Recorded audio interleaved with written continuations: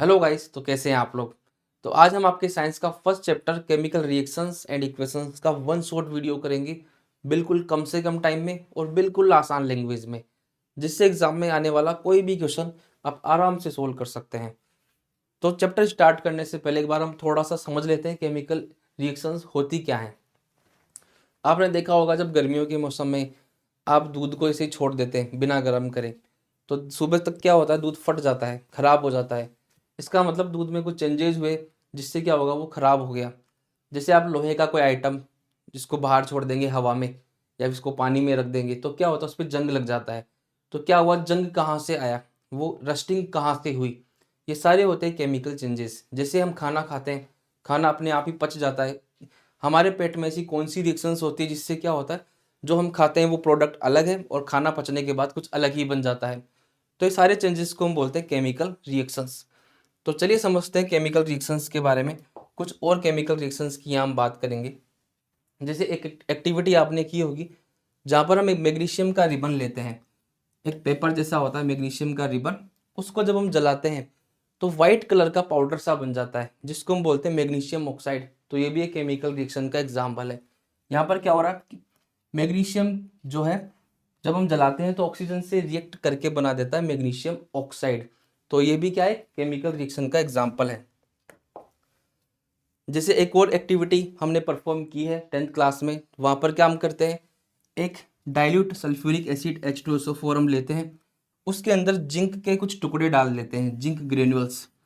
जिससे क्या होता है, उसके अंदर कुछ गैस बनती है जिसको हम हाइड्रोजन गैस बोलते हैं। पॉप साउंड टेस्ट से उसको टेस्ट भी किया जा सकता है।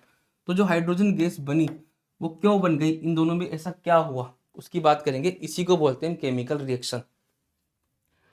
इसके अलावा एक और एग्जांपल ले लेते हैं जहां पर क्या होता है, दो चीज हम लेते हैं, लेड नाइट्रेट और पोटेशियम आयोडाइड, जिसका बन जाता है लेड आयोडाइड। ये दोनों क्या होते हैं, कलरलेस होते हैं। लेकिन जब लेड आयोडाइड बनता है तो ये ब्राइट येलो कलर दे देता है। तो ये कलर कहाँ से आ गया, इसका मतलब केमिकल रिएक्शंस में कुछ ऐसा होता है जो उसकी कुछ चेंजेस कर देता है प्रोडक्ट्स के अंदर या फिर जो बनता है उसके अंदर। तो चलिए अब हम समझ लेते हैं कि ऐसे क्या क्या चेंजेस है जो केमिकल रिएक्शंस में होते हैं। सबसे पहला, change in state, state change हो जाती है। इसके अलावा कलर चेंज हो सकता है, कोई गैस बन सकती है। इसके अलावा टेम्परेचर में भी चेंज आ सकता है। जब हमने एक एक्टिविटी परफॉर्म की थी जिंक ग्रेन्यूल्स वाली, तो जब आपने फ्लास्क के ऊपर हाथ लगाया होगा, इस फ्लास्क के नीचे एक्टिविटी के अंदर, तो आपने देखा होगा थोड़ा थोड़ा गर्म हो गया। तो कभी कभी क्या होता है, टेम्परेचर भी चेंज हो जाता है। तो चलिए अब हम समझते हैं केमिकल इक्वेशंस क्या होती है। जैसे हमने एक एक्टिविटी परफॉर्म की थी जहाँ पर हमने मैग्नीशियम रिबन को जलाया था। जलाने से क्या बना, एक वाइट सा पाउडर बना। तो वो रिएक्शन हम यहाँ पर इस तरीके से लिख सकते हैं, हमने मैग्नीशियम को ऑक्सीजन से रिएक्ट कराया तो मैग्नीशियम ऑक्साइड बना। तो इसी तरीके से लिखने को हम बोलते हैं, क्या बोलते हैं, केमिकल इक्वेशन। यहाँ पर ये जो साइड होती है, जो एरो के इस तरफ वाली, उसको हम LHS बोल सकते हैं और इसको RHS बोल सकते हैं। इसके अंदर आप देखेंगे दो चीजें मिलकर एक नई चीज बना रही है। तो जो दो चीजें हैं यहाँ पर, ये जो रिएक्ट कर रही है आपस में, इनको हम बोलते हैं रिएक्टेंट्स। इनको हम बोलेंगे रिएक्टेंट्स। और जो नई चीज बन रही है, जो नया प्रोडक्ट बन रहा है, उसको हम बोलेंगे प्रोडक्ट। तो इधर वाला जो RHS वाला पार्ट होगा वो प्रोडक्ट होगा। प्लस साइन ये इंडिकेट कर रहा है कि दोनों आपस में कॉम्बिनेशन करके एक नया प्रोडक्ट बना रही है, जुड़ रही है। इसके अलावा जो एरो होता है, एरो का डायरेक्शन ये शो करता है कि यहाँ पर इक्वेशन या फिर हम बोले केमिकल रिएक्शन जो है किस तरफ हो रही है, किस डायरेक्शन में हो रही है। इसका मतलब मैग्नीशियम ऑक्सीजन से मैग्नीशियम ऑक्साइड बन रहा है। तो एरो हमें डायरेक्शन बताएगा कि हमारी केमिकल जो रिएक्शन है उसकी डायरेक्शन क्या है। इसी को बोलते हैं केमिकल इक्वेशंस। तो हमने यहाँ पर ये देखा कि जब हम इतनी चीज़ें लिखेंगे तो इसको लिखना बड़ा मुश्किल सा हो जाएगा। तो हम क्या करते हैं, इसके लिए थोड़ा सॉल्यूशन करते हैं। हम इनके केमिकल फॉर्मूला लिख सकते हैं आराम से। जैसे मैग्नीशियम का केमिकल फॉर्मूला क्या होता है, हम बोलते हैं मैग्नीशियम को Mg और ऑक्सीजन को बोलते हैं O2। मिलके क्या बना रहा है, मैग्नीशियम ऑक्साइड MgO। इसका मतलब ये हुआ कि इसको शॉर्ट फॉर्म में लिखा जा सकता है। शॉर्ट फॉर्म में लिखने को ही हम क्या बोलते हैं, इसका केमिकल इक्वेशन, इसको हम बोल सकते हैं। अब यहाँ पर आप देखेंगे, यहाँ पर मैग्नीशियम है एक एटम, ऑक्सीजन के दो एटम, और यहाँ पर मैग्नीशियम का एक और ऑक्सीजन का एक। इसका मतलब ये इक्वेशन बैलेंस नहीं है। जो इक्वेशन बैलेंस नहीं होती है, मतलब यहाँ पर नंबर ऑफ एटम्स अगर LHS और RHS के इक्वल नहीं होते हैं तो उसको बोलते हैं हम स्केलेटल रिएक्शन। स्केलेटल रिएक्शन जिसके अंदर LHS और RHS इक्वल नहीं होते हैं। मास का जो कंजर्वेशन का रूल है वो कहता है कि यहाँ पर मास जो है उसको ना तो हम बना सकते हैं ना डिस्ट्रॉय कर सकते हैं, मतलब LHS और RHS में मास इक्वल रहेगा, मतलब नंबर ऑफ एटम्स इक्वल रहेंगे। अगर इक्वल नहीं है तो उसको क्या बोलेंगे, स्केलेटल रिएक्शन। तो हमने देखा स्केलेटल रिएक्शन क्या होगी, जहां पर नंबर ऑफ एटम्स इक्वल नहीं है। तो इक्वल करने के लिए हमें क्या करना पड़ेगा, नंबर ऑफ एटम्स इक्वल करने पड़ेंगे। जैसे यहाँ पर ऑक्सीजन के 2 एटम्स है, यहाँ पर एक ही है, अगर हम यहाँ पर 2 लगा दें तो ऑक्सीजन तो बैलेंस हो गया, लेकिन Mg बैलेंस नहीं हुआ। इधर Mg मैग्नीशियम के 2 एटम हो गए, तो यहाँ भी हमें 2 करने पड़ेंगे। इस तरीके से जब हम एटम्स को बैलेंस कर देते हैं उस इक्वेशन को बोलते हैं balanced equation, balanced chemical equation. तो चलिए थोड़ी सी बात हम कर लेते हैं कि इक्वेशन को बैलेंस हम किस तरीके से करते हैं। तो चलिए अब हम बात करते हैं कि किस तरीके से हम इक्वेशन को बैलेंस कर सकते हैं। सबसे पहले जो भी कंपाउंड दिया होता है उसको हमें बॉक्स में बंद करना है। हमें बॉक्स के अंदर वाले जो नंबर है उनको चेंज नहीं करना, हम बॉक्स में बंद करेंगे, उसके बाद बैलेंस करने की कोशिश करेंगे। तो सबसे पहले हमें एलिमेंट देखने, इसके अंदर कितने एलिमेंट है। तो यहाँ पर हमें दिख रहा है एक तो ऑक्सीजन, इसके अलावा हमें दिख रहा है एक Fe मतलब आयरन, और एक दिख रहा हमें हाइड्रोजन। सबसे पहले नंबर ऑफ एलिमेंट्स हमें लिख लेने हैं, उसके बाद देखेंगे number of atoms in LHS। LHS में कितने एटम्स हैं, तो यहाँ पर हम देखकर बता सकते हैं LHS में ऑक्सीजन का ओनली 1 एटम है। इसके बाद देखेंगे LHS में आयरन का भी एक ही एटम है और हाइड्रोजन के 2 एटम हैं। अब हम देखते हैं RHS में कितने एटम्स हैं। ऑक्सीजन कितने हैं, 4 हैं। इसके अलावा हम देखें आयरन कितने हैं, 3 हैं। इसके अलावा हाइड्रोजन कितने हैं, 2 हैं। इसका मतलब ये LHS और RHS में नंबर ऑफ एटम्स इक्वल नहीं है। अब हमें इसे इक्वल करना पड़ेगा, इसी को बोलते हैं इक्वेशन को बैलेंस करना। तो हमने नंबर ऑफ एटम्स तो देख लिए, यहाँ पर कितने कितने एटम्स हैं। अब इस इक्वेशन को हम बैलेंस करते हैं। इक्वेशन को बैलेंस करने के लिए हमें सबसे पहले उस कंपाउंड को लेना है जिसके अंदर सबसे ज़्यादा एटम्स है। तो यहाँ पर सबसे ज़्यादा एटम्स RHS के अंदर Fe3O4 के अंदर है, और इसके अंदर भी हम देखें तो ऑक्सीजन के एटम्स ज़्यादा है। तो सबसे पहले हम ऑक्सीजन को बैलेंस करेंगे। अब यहाँ पर ऑक्सीजन की बात करें, यहाँ पर 4 एटम्स है और इधर एक ही एटम है। इसका मतलब 4 को 1 से अगर बैलेंस करना पड़ेगा तो इधर हम क्या लगाएंगे, 4 लगा देंगे। तो हमारी इक्वेशन बनेगी Fe plus 4H2O Fe3O4 plus H2। इसका मतलब ऑक्सीजन तो बैलेंस हो चुका है। यहाँ पर हम देखेंगे LHS साइड में भी ऑक्सीजन की 4 एटम्स हो गए, RHS में भी 4 हो गए। अब हम दूसरा एक एटम लेते हैं, जिससे हम यहाँ पर आयरन को बैलेंस करते हैं। आयरन अगर हम देखते हैं तो RHS साइड में 3 है और इधर 1 ही है। तो सबसे पहले आयरन को बैलेंस करने के लिए यहाँ पर हम 3 लगाएंगे। तो हमारी इक्वेशन बन जाएगी 3Fe plus 4H2O Fe3O4 plus H2। अब हमारे पास बचता है हाइड्रोजन। हाइड्रोजन के देखते हैं कितने एटम्स हैं। इधर 8 एटम्स हो गए और इधर 2 एटम्स है। तो हमें बैलेंस करने के लिए इधर 4 लगाना पड़ेगा। तो हमारी फाइनल इक्वेशन बनेगी 3Fe प्लस 4H2O, यहाँ पर बन जाएगा Fe3O4 प्लस 4H2। तो अगर आप अब देखते हैं तो यहाँ पर नंबर ऑफ एटम्स LHS और RHS साइड में इक्वल है। इसी इक्वेशन को बोलते हैं बैलेंस्ड केमिकल इक्वेशन, और इसी तरीके से हम इक्वेशंस को बैलेंस करते हैं। तो चलिए अब हम बात करते हैं टाइप ऑफ केमिकल रिएक्शंस की। 5 टाइप की केमिकल रिएक्शंस की हम यहाँ पर बात करेंगे। Combination reaction, decomposition reaction, displacement reaction, double displacement reaction and oxidation and reduction. तो सभी की 1 बाय 1 बात करते हैं, समझते हैं इनके बारे में। तो चलिए सबसे पहले हम देखते हैं कॉम्बिनेशन रिएक्शन। कॉम्बिनेशन रिएक्शन वो होती है जिसके अंदर 2 और मोर रिएक्टेंट्स मिलकर एक ही प्रोडक्ट बनाते हैं, मतलब 2 या 2 से ज़्यादा रिएक्टेंट्स आपस में रिएक्शन करके सिर्फ एक प्रोडक्ट बनाए तो उसको बोलते हैं कॉम्बिनेशन रिएक्शन। जैसे एक एग्जांपल लेते हैं, हम यहाँ पर बात करेंगे जैसे कैल्शियम ऑक्साइड को हम जब H2O मतलब वाटर से रिएक्ट कराते हैं तो हमारा बनता है CaOH whole twice plus heat बहुत सारी निकलती है। यहाँ पर जो CaO होता है कैल्शियम ऑक्साइड, इसको हम क्विक लाइम भी बोलते हैं। क्विक लाइम, और जो CaOH होल ट्वाइस होता है इसको हम सेलेक्ट लाइम बोलते हैं, मतलब बुझा हुआ चूना। मतलब इस चूने के अंदर जब हम पानी मिला देंगे तो ये बन जाएगा बुझा हुआ चूना। इसको बोलते हैं क्विक लाइम, इसको बोलते हैं सेलेक्ट लाइम। और यहाँ पर निकलती है हीट। तो एक चीज और ध्यान रखनी है, ऐसी रिएक्शन जिसके अंदर हीट निकलती है उसको हम एक्सोथर्मिक रिएक्शन बोलते हैं, एक्सोथर्मिक रिएक्शन। तो ये भी हमें ध्यान रखना है। और ऐसी रिएक्शन जिसको करवाने के लिए हमें हीट देनी पड़ती है उसको एंडोथर्मिक रिएक्शन बोलते हैं,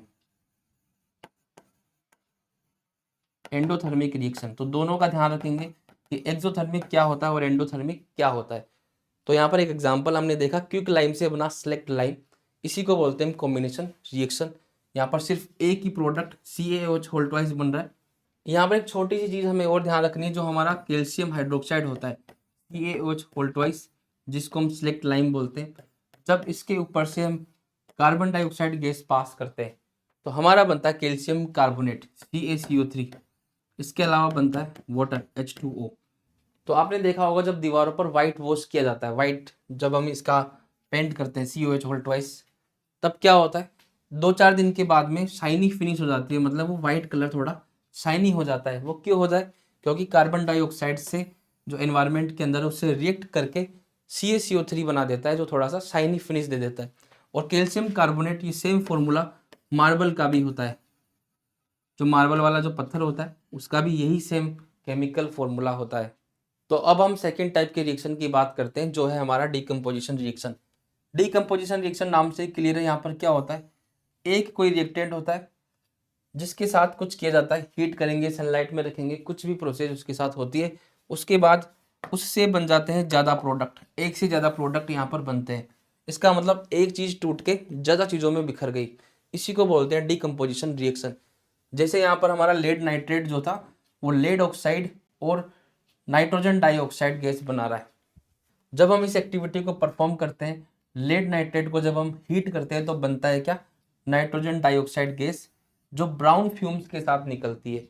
तो इस तरीके की रिएक्शन को हम बोलते हैं डीकम्पोजिशन रिएक्शन। डीकम्पोजिशन रिएक्शन का एक और एग्जाम्पल है जो हमें ध्यान रखना है, जब हम कैल्शियम कार्बोनेट को हीट करते हैं तो इसको हीट करने से बनता है calcium oxide and CO2 gas. इसको हम क्विक लाइम बोलते हैं, मतलब कैल्शियम कार्बोनेट से क्विक लाइम बनाने के लिए कैल्शियम कार्बोनेट को हीट किया जाता है। और ये जो कैल्शियम ऑक्साइड होता है जिसको हम क्विक लाइम भी बोलते हैं, क्विक लाइम, इसका यूज सीमेंट बनाने के लिए किया जाता है। तो इसके बहुत सारे यूजेज है, सीमेंट बनाने के लिए भी हम इसका यूज करते हैं। तो जो डीकम्पोजिशन रिएक्शन होता है उसका एक और एग्जाम्पल होता है जहाँ पर हम पानी के अंदर से हाइड्रोजन और ऑक्सीजन गैस को अलग अलग भी कर सकते हैं। हम इस तरीके का एक सेटअप तैयार करते हैं और वाटर के अंदर डाइल्यूट सल्फ्यूरिक एसिड H2SO4 थोड़ा सा मिला देते हैं। जब हम इसको करंट देते हैं एनोड और कैथोड पर, तो हम देखते हैं कि कैथोड के ऊपर हमारी हाइड्रोजन गैस जनरेट होती है और एनोड के ऊपर ऑक्सीजन गैस जनरेट होती है। मतलब H2O टूटकर बन गया H2+O2 के अंदर हाइड्रोजन एंड ऑक्सीजन गैस।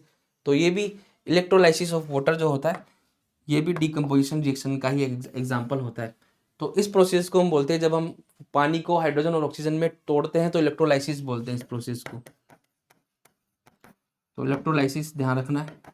तो डीकम्पोजिशन रिएक्शन के दो एग्जाम्पल्स हमें और ध्यान रखने, जहाँ पर हम बात करेंगे AgCl, सिल्वर क्लोराइड को जब हम सनलाइट में रखते हैं, सनलाइट में रखने से ये Ag और Cl2 में टूट जाता है, मतलब क्लोरीन गैस बनती है और सिल्वर बन जाता है। और ये जो होता है वाइट कलर का होता है, और ये जो सब्सटेंस होता है ये ब्राउन कलर का हमें मिल जाता है, ब्राउन कलर हो जाता है इसका सनलाइट में रखने से। इसी तरीके से जो 2AgBr होता है, सिल्वर ब्रोमाइड, उसको जब हम सनलाइट में रखेंगे तो इसमें भी सेम रिएक्शन होगा, 2Ag+Br2। और ये जो होता है, ये वाली जो रिएक्शन होती है photography, black and white photography के अंदर इसी का यूज किया जाता है। तो ध्यान रखना, ब्लैक एंड व्हाइट फोटोग्राफी में ये वाली रिएक्शन यूज में आती है, ब्लैक एंड व्हाइट फोटोग्राफी। अब हम डिस्प्लेसमेंट रिएक्शन की बात करते हैं। डिस्प्लेसमेंट रिएक्शन में क्या होता है, इसके लिए हम एक्टिविटी परफॉर्म करते हैं जहाँ पर दो आयरन नेल्स जो होती है उसको कॉपर सल्फेट के सॉल्यूशन में डुबाते हैं। इससे क्या होता है, जो आयरन होता है उसके ऊपर कॉपर की परत जट जाती है और जो कॉपर सल्फेट का जो कलर है ब्लू से थोड़ा थोड़ा लाइट कलर का हो जाता है। इसका मतलब इसके अंदर एक रिएक्शन हो रही है, उसकी बात हम करते हैं।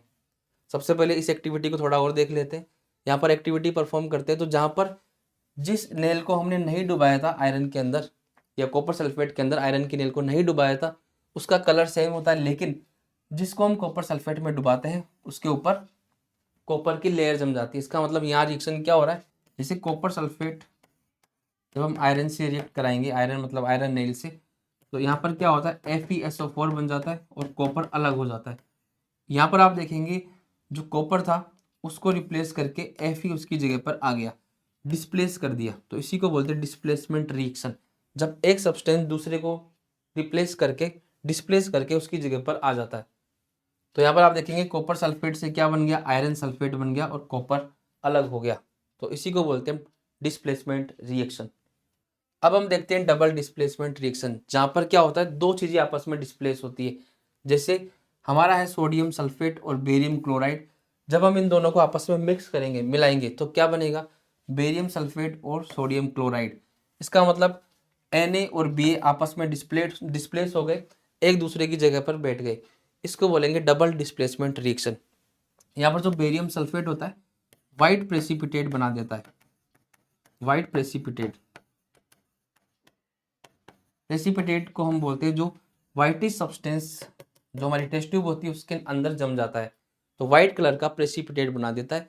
तो जो भी चीज़ें मिलकर प्रेसिपिटेट बनाती है उसको प्रेसिपिटेशन रिएक्शन भी हम बोल सकते हैं, जहाँ पर सॉलिड पार्टिकल्स हमें देखने को मिलते हैं जो जम जाते हैं। तो अब हम समझते हैं ऑक्सीडेशन एंड रिडक्शन। ऑक्सीडेशन और रिडक्शन के लिए हम एक एक्टिविटी परफॉर्म करते हैं, जहाँ पर चाइना डिश के अंदर कॉपर पाउडर को हम थोड़ा हीट करते हैं। तो कॉपर को हीट करने से क्या होगा, जो हमारा कॉपर है ऑक्सीजन से रिएक्ट करके कॉपर ऑक्साइड बना देता है। ये जो कॉपर ऑक्साइड होता है ये ब्लैक कोटिंग बन जाती है इसके अंदर, ब्लैक कोटिंग मतलब जो कॉपर पहले ब्राउन कलर का था ब्लैक कोटिंग बना रहा है।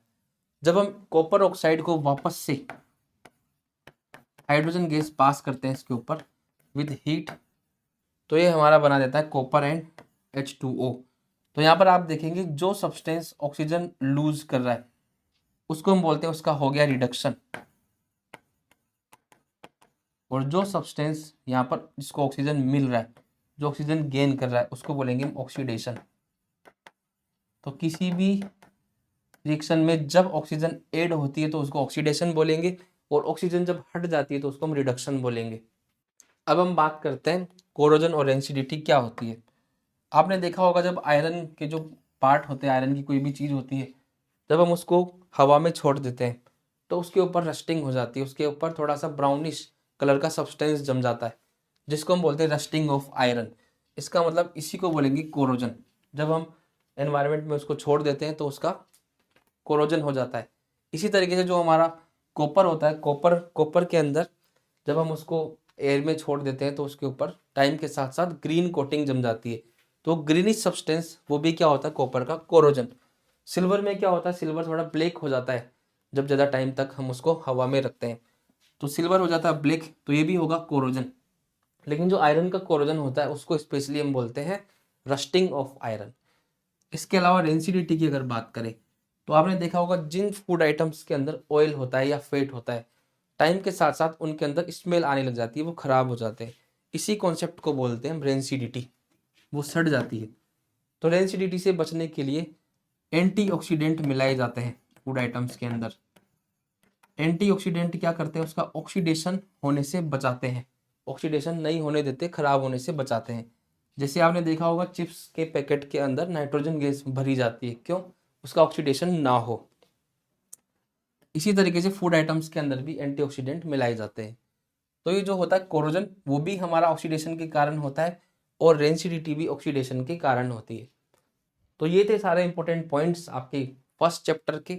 अगर आप इतना भी देख लेते हैं तो आप कोई भी क्वेश्चन को आराम से सोल्व कर सकते हैं।